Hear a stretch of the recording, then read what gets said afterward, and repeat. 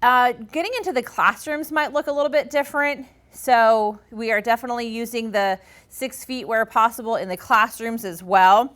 Some of the classrooms have actually been reconfigured to provide distance between students, which is conducive to limiting the spread of the virus. So during class, teachers will be both teaching online and live to the students. And students will assist with keeping their desk or workstations clean, clutter-free, wearing your mask at all times during the class. Students may not share any personal items, pencils, pens, and really encouraged to bring your own water bottle, tissue, hand sanitizer if you happen to need those things. And students should bring their Palm Beach County School District Chromebooks and power cords with them daily. If they have access to a personal laptop, you may also bring this to school with you. So these are some of the things that might look a little bit different than normal in the classroom. Furthermore, school district is really trying to take action to protect the health, safety, and welfare of the students and personnel. Certain measures will be needed to reduce the risk of exposure and spread of COVID-19. All schools will begin student desks at 6 feet apart. As the need arises to place additional students in classrooms, schools will follow guidance as outlined by the CDC and the American Academy of Pediatrics. Students will only sit in seats and desks marked for students and adhere to the teacher's established seating chart. Students will be encouraged to wash their hands, use hand sanitizer throughout the day at school. What about getting to school in the morning? How is that going to look actually stepping foot on the campus, walking through the gates, and getting into school? So we are looking at students wearing appropriate face coverings like we just covered and entering campus through multiple entrances. So typically the parent drop off at the front gate, the gym lot and PE hallway. So we will be having an entrance over there. So if you park in the gym lot, you can enter there through the PE hallway. Also the Daniels Way entrance, this is really for the walkers who come in through the Daniels Way because that is now a teacher and staff lot. But you will be able to get in through those doors over by the weight room. If a line forms, please be patient and wait. Maintain as much distancing as possible before getting into the school building. Try to avoid that congregating. And also, if you happen to forget something in the morning, we're going to have to kind of retrain our brains in the morning to make sure we have everything we need, because parents are no longer going to be able to bring those forgotten items to the main office like before. Maybe a lunch, maybe a baseball practice uniform, whatever it is. They will not be able to bring those things. We're not having visitors in the main office, so be sure to have with you everything you need for the day. Let's also talk about breakfast. So you've come into school, you're ready for breakfast. The grab and go breakfast will be served from mobile carts throughout the cafeteria and throughout the courtyard. Breakfast is free for all students until the end of the year. Face masks may be removed to eat only after being seated. So remember that. We can't walk around and have snacks and have our masks off in the courtyard, but once we're seated, we can certainly do that. Seating is available in the cafeteria and courtyard, sitting only in designated areas, and when in the cafeteria, sitting in one direction and maintaining social distancing. And there'll be lots of adults and staff to help kind of cue those things for you. 7:15, a bell will ring indicating students should begin moving to their classrooms. So that's a little bit different from before. At 7:15, you're going to hear the first bell to kind of initiate moving towards that first period, getting into the building, getting to classes. Then there'll be a 6-minute bell at 7:24 to indicate you've got 6 minutes to get to the room. And then the final bell will ring at 7:30. So that's a little bit different from before. So just kind of be thinking of that. We're trying to give you some more time to kind of move around and get where you need to be. First hour begins at 7:30 with the morning announcements. Some of the classroom protocols. So now we're in the classrooms. Again, some of the classrooms have been kind of reconfigured to make space for all the students. Once a classroom has reached its capacity, students may be directed to report to an overflow room and may be required to log into their class remotely via Google Meet. We've made adjustments in the classroom locations to really avoid the use of overflow rooms. However, as additional students start returning to campus, overflow rooms might have to be implemented. Let's talk about lunch. So Again, lunch might look a little bit different. We'll certainly have less students on campus during lunch. We are running 2 lunches this year. And all spaces in the lunchroom have also been reconfigured to provide social distancing between students, which is conducive to limiting the spread of the virus. At lunch, students will sit only in designated areas and labeled areas. In the cafeteria, like I said, sitting in the one direction, maintaining that social distance. We can remove our masks only after we're seated. Okay, waiting in line in a socially distanced manner if you're waiting for your food in the food line. We're not passing or sharing items, including food. Students should not roam around during lunch. One seated student should remain in their seats. So sometimes we want to kind of roam around and visit different friends in the courtyard during lunch, but we're asking that kind of once you find your spot in the lunchroom that you stay seated. When you find your spot in the courtyard, you stay seated until that lunch period is over. Okay? Lunches are also available from a variety of carts located throughout the courtyard, the gym concession stand for hot food, or one of 4 areas within the cafeteria. Lunch is free until December 21st, 2020. Okay, so social distancing at class change and dismissal. Let's talk about that for a minute. If you've been to Jupiter High before, you can kind of think about the way that the buildings are laid out. Some of our hallways are going to be one direction only this year, and some of our staircases will be one direction only to keep the traffic moving, to keep everyone social distance and facing the same direction and not spreading any illness.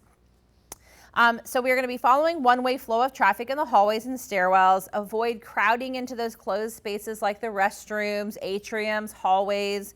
For increased safety, we are not utilizing lockers in the school year 2021. Students are encouraged to use the restrooms during class time to avoid overcrowding during transitions. And students are also encouraged to use the hand sanitizing stations that we have around on campus. During dismissal, we would also like that when we're leaving campus that we keep our masks on until we are completely off campus, okay? And also on school-sponsored transportation like the school bus. Students should exit campus immediately and avoid gathering on school property. When we transition here, we are going to hear from Ms. Foss talking about some changes with our actual school map, the directional hallways, and our new brick and mortar bell schedule. So I will turn it over to her and we will get some more information for you. Hello, Jupiter High School students and parents. Thank you, Ms. Saunders, for the introduction. My name indeed is Kelly Foss, and I am also an assistant principal at JHS. We are going to continue the conversation regarding the COVID protocols and your return to school, if you are indeed returning to us on Monday, September 21st. If not, when you return, I'm sure many of these practices will still be in place. To begin with, let's talk about screening at home. Students, before you even enter the school building, you should do a self-assessment. For elementary age students, parents will be more involved in this process, but for high school students, you likely are capable of a lot of this on your own. Please be sure to self-assess in the morning and make sure that you have not experienced a fever greater than 100.4 degrees or chills. Be sure that you don't have a cough or any kind of shortness of breath, that you have not lost your sense of taste or smell, that you've not experienced any nausea, vomiting, or diarrhea, and that you don't have body aches, fatigue, or a sore throat. If you're feeling fine and ready to go in the morning, then also please be sure to consider where have you been in the previous 14 days. If you've been in close contact with somebody who's been diagnosed, if you've been in close contact with somebody who is feeling some of the symptoms in which I just described, or if you have traveled to a place and quarantine is recommended, then we ask that you stay at home. In addition, students, if you have had a COVID test and you are awaiting a COVID result, again, another reason for you to stay home. It is very easy for students to make a selection to go from brick and mortar learning to distance learning. That is a tab, or I'm sorry, actually that's a tile that you will utilize in your student portal to let the school know that you are going to be moving from physical brick and mortar school to virtual school for some of these reasons that I just described. Students, if you are feeling ill, We do ask that you notify the school within 24 hours of a positive COVID test. You will be notifying the school by calling the main office phone number, which is 561-744-7900. You will ask for our principal directly, Dr. Iannetti. If Dr. Iannetti is not available, her phone calls scroll to her confidential secretary, Miss Kidd, and she will be happy to take the phone call. It is necessary for you to report a positive test result so that we as a school can begin tracing and notifying students or staff members without using your name that they perhaps need to watch themselves for symptoms or quarantine. Students, you will be seated via a seating chart in each one of your classes. It is imperative that you follow the directions of your teacher and sit in your assigned seat for exactly this purpose. If you or somebody else in your classroom feels sick, we have a record of where everyone was in proximity to one another while in the classroom, and that helps us then trace and notify students or faculty members who might need to receive the information. In addition, students, if you do have a positive COVID test result, we will also ask you who else you might have been in close contact with while at school, walking in the hallways from class to class, sitting down at lunch, or riding school bus transportation. I know that Ms. Saunders touched on transportation a few minutes ago, but you will also have a seating chart while you are on the school bus, in addition to also wearing your face mask. Again, the seating charts in the classroom as well as on school-sponsored transportation are to assist for tracing purposes should you or someone in contact with you become ill. Students, if you begin to feel ill while you are on campus, our school nurse is here and available. Please alert either your teacher or a faculty member that you're not feeling well. An escort will be provided to you so that you can get to the clinic where the nurse will then assess you for possible COVID symptoms or maybe some other sickness that you might be experiencing. If the nurse deems that you are indeed possibly a COVID patient, you will be asked and escorted to a COVID safe or an isolation room where you will wait for your parent or guardian to come and pick you up. Parents or guardians, you will be notified via the school nurse that your student is possibly ill or sick with COVID and that you need to come to the school to pick them up. When you do that, parents, you will be coming to the school but not leaving your vehicle. When you get to the school parking lot, there will be somebody who will greet you and they will radio in that you are here to pick up your student. Your student will be escorted from the isolation room out to your car so that there is minimal contact with other staff members and students here on campus. Okay, students, so once you've assessed that you feel healthy and you are ready to return to school, you need to know that we have a new bell schedule. For those of you that are going to continue on virtual learning, you too are going to abide by this new bell schedule. It is essentially our old bell schedule, meaning pre-COVID, where we had 50-minute classes. But this school year, we are going to add in lunch A and lunch B. For those of you that are trying to determine your lunch is determined based on your 5th period class. So when you look at your schedule, if you have a 5th period class in buildings 1, 2, 3, 4, 7, 8, 9, or 10, then you have lunch A, which means you go through periods 1 through 4, then you attend lunch, then periods 5, 6, and 7. However, if you have a 5th period class in buildings 5, 6, or the portables, that means that your day is periods 1 through 5, then lunch, then periods 6 and 7. Students who are learning virtually, your lunch is also still determined by your 5th period class. However, you are eating lunch at home. Students, when you return to campus, you will notice not only directional signs in the hallways, but you will also notice additional portables have been placed here on campus. Originally, we had portables 1 through 20 at the back of the school, which are all classrooms. We now have portables 21 through 46. The map is a bit confusing, and all students will receive a physical map when you arrive on campus, either Monday the 21st or whatever day you arrive back to school. This map is also posted online, and you can see it here on the screen. First, let's talk about the portables. The portables might seem a little out of order, and they kind of are. So in the back of the school, where you are used to seeing portables 1 through 20, you will also see an additional 3 portables. Portable 21, portable 22, and portable 23. Portable 21 is nestled in between portables 16 and 17. So although the numbers don't make sense, there was space available to add an additional portable in that location. Portable 22 is between the 6,000 wing and the 7,000 wing, and portable 23 is located between the 5,000 wing and the 6,000 wing. In addition, there are new portables just outside of where the agriculture department classroom is located.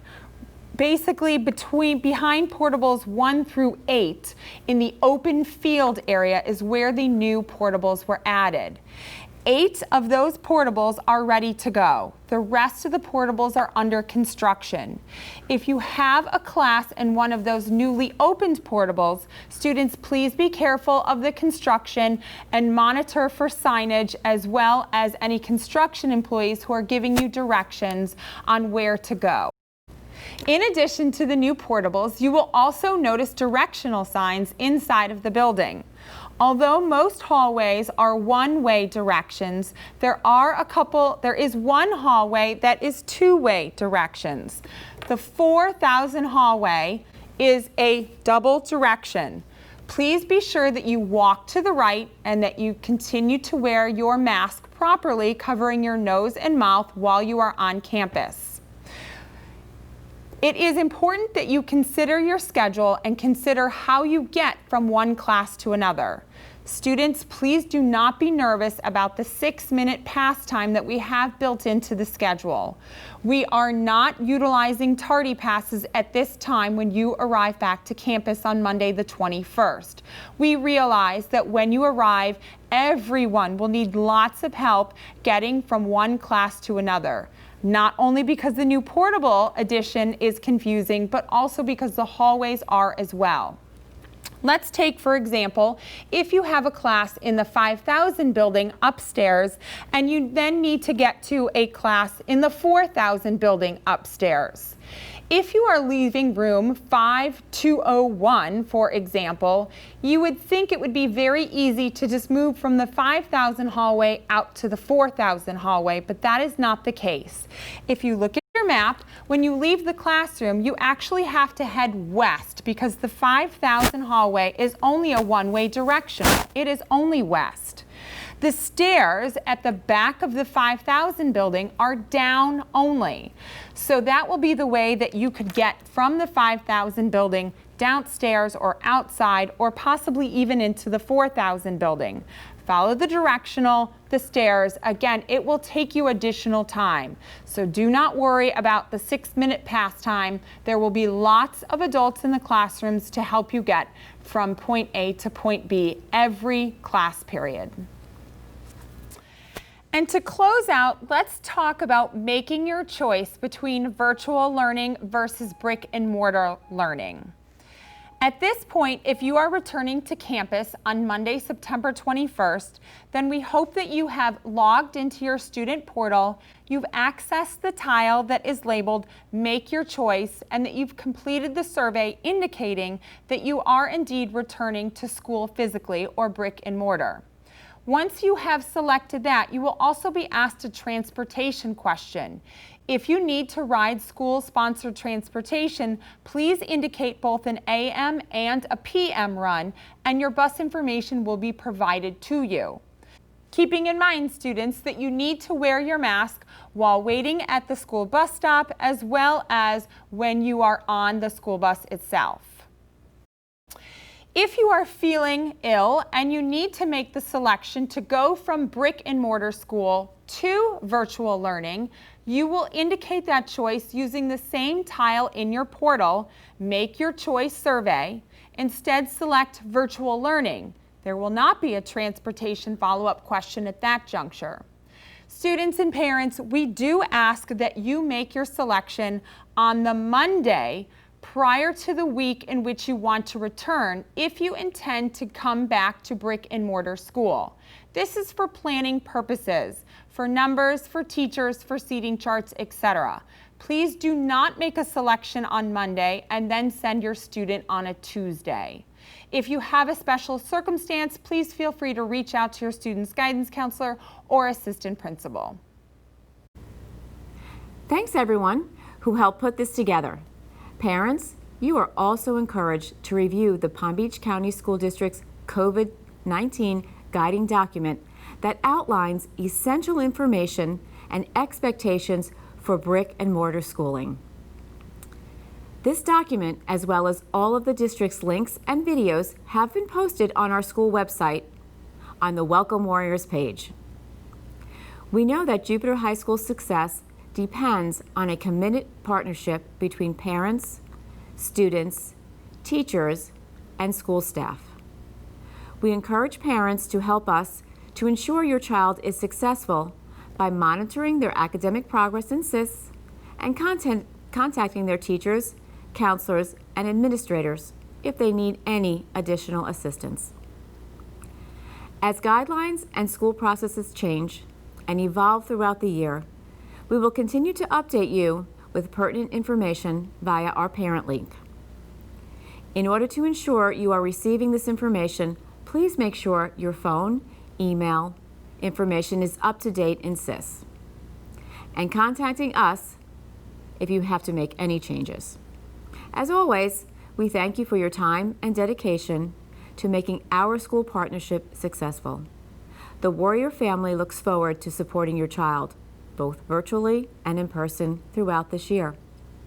Parents, you're welcome to stay tuned to view some helpful district videos further explaining the many ways school campuses are preparing to safely welcome back children to the brick and mortar schools. Have a wonderful evening.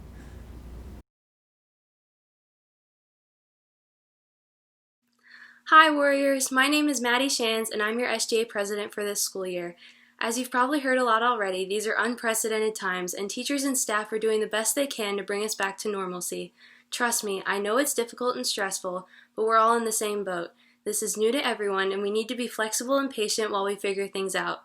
I want to reassure you that everything will work out eventually and let's try to make the best of our school year. Thank you!